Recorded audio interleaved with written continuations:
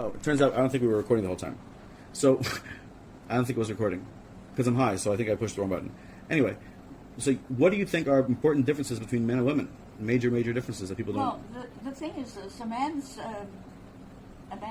job or a man's place is to be the strong one, to work, to provide, and to have a family, and to have somebody to share his life with him, and to have the same interests, and to work together, and it's wonderful. But I think that a man should be the provider. He should be the strong one in the couple. And the woman? And the woman to be there, to be supportive, to be always his pal, and to be by his side and help him with everything he does. Help in every way. But you're being a hypocrite.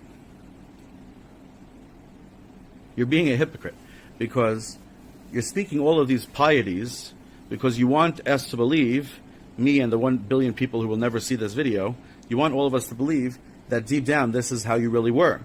But you're lying. You know that that's not how you acted yourself. It is how I acted myself. I worked in my husband's business for 30 years. When he went around the world, because he was the president of the Electrical Contractors Association, representing South Africa around the world, I was in charge. Right. I was his friend. But you were in charge. You were his. And I took over the reins when he wasn't there. Look at the words you just used. I said, took over. I was his friend. I was his partner. I was in charge. I was his wife. All the words you use right now. I was his wife, and I was his best friend. Fine. All those words you chose now were not the subservient ones that you were talking about before, about how a woman has to always support the husband. I don't say be humble. I say be on the same level and supporting. Don't be down. You are the same. It's one. The couple is one. It's one person. Are you afraid of the Twitter generation? What are they going to do? I don't care about that because I don't want to know about it.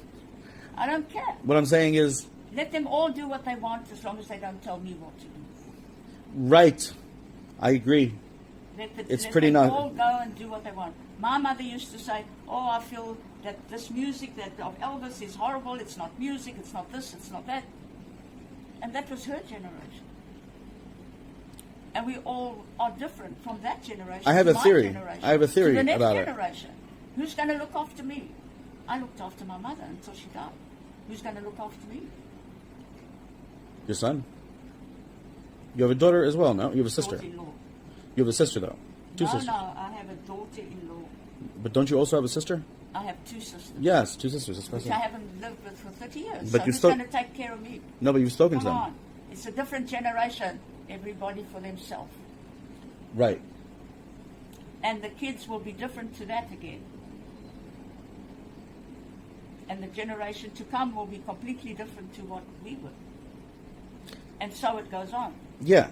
Is there any point? And it's great. Let it go on. Yeah.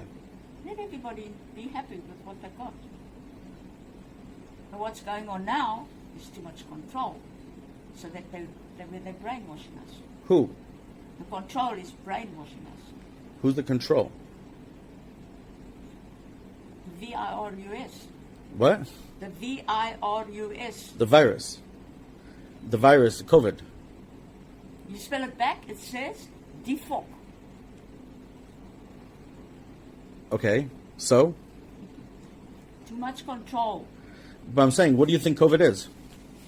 I don't care what it is, but there's too much control. Yeah, I agree. Washing our brains. So that we're all sheep and follow in a line. What do you mean when you say washing our brains? They're brainwashing us with all these posters and all that. That it's normal to wear a mask, for example. Whatever they say is brainwashing. So that we all think alike. Well, the example that I would give is that they have a clever way of saying you should wear a mask or you're an asshole. They have some clever picture, implying that, they have a masket or casket, basically, which is, either wear your mask or you're dead.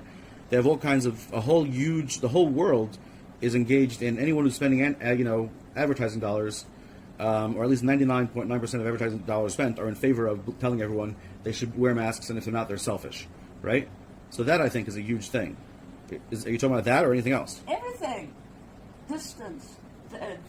socializing, everything Right. that they're Right. doing to us is too much control. Right, of course. And 'Cause that is brainwashing. When there's too much control, they are brainwashing. it's worse than brainwashing. It's balkanizing. You know the word balkanize? Yeah.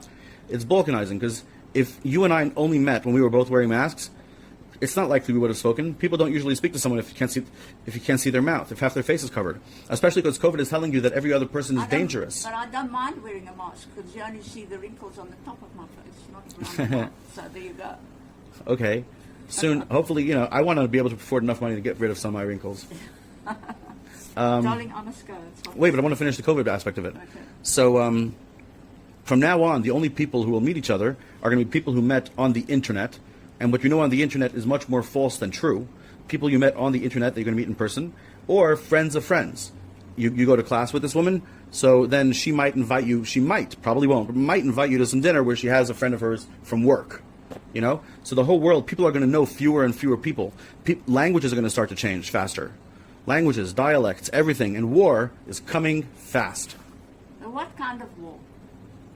With bombs or with chemicals? Oh, I'm not worried about bombs or chemicals. I mean, just that America is destroying itself. America Darling, is we have completely seen, imploding. Since the beginning of time, empires falling. Yes, we Since have. the beginning of time. Yes. The Romans, the Greeks, the British.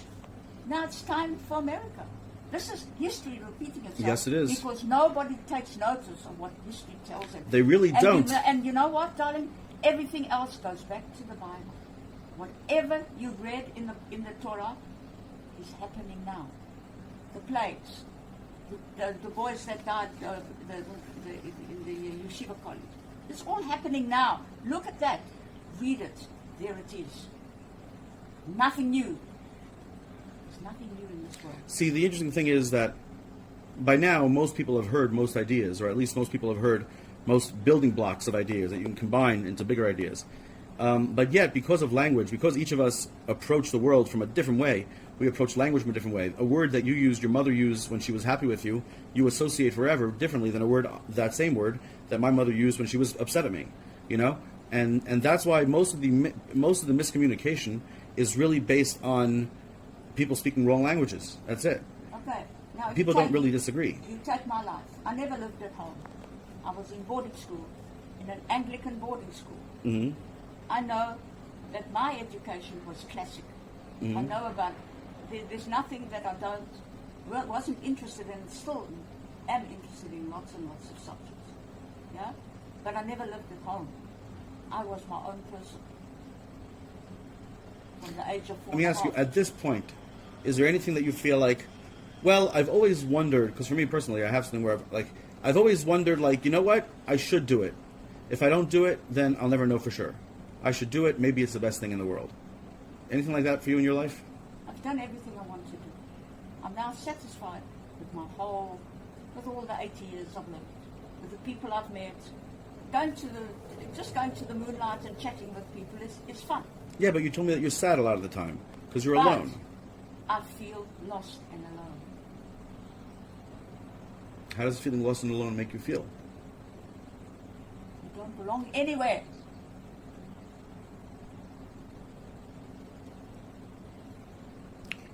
Me and you are different. Don't belong anywhere. Maybe it's a male-female thing, but me and you are different. For me, the world needs to justify itself before me for its existence. I am God. The world needs to justify itself before me for its existence. I'm the one who blesses it and says, okay, the rest of the world. For you, you're saying that there is a world, it's a real world, it's the world, and it has some sacredness of its own, probably because there's a God living inside or something. And where do you fit? You're a disembodied soul. Where do you fit? Nowhere. No, the thing is, you oh, okay. 30 seconds. You won't get this anyway, but I'll try. The point is that you are God. That's the point. You are God. Your parents had sex and created you, right? And then there was all kinds of food that ended up feeding an embryo. And then you changed many times over. Your skin, your bones, your eyes, your ears, your thoughts, your beliefs, your feelings, your memories, your husbands, your loves, everything changed. There is no real you that is the same as the you when you were 6 years old. For you to compare that to that is just comparing weird memories that the brain can't pull off. You, right now, as you are God. Nobody, you don't have to justify yourself to anyone. You have a place. You have a place. You are Judy. Or if you don't want to be called Judy, you don't have to have a name. You can make up a different name. But you are Judy. You have a place. Judy Pinto. And everything else, whether, for example, how to feel about the fact that you have your husband's last name. Or something big, like, not having a lot of people that you can relate to. Big or small or any kind of issue that you have, well, let it justify itself before you. You are in charge of your happiness. That's your job, in charge of your happiness. So everything else has to justify itself before you. You fit. Everything else needs to decide. You choose where it fits, if it fits. Did I say anything useful?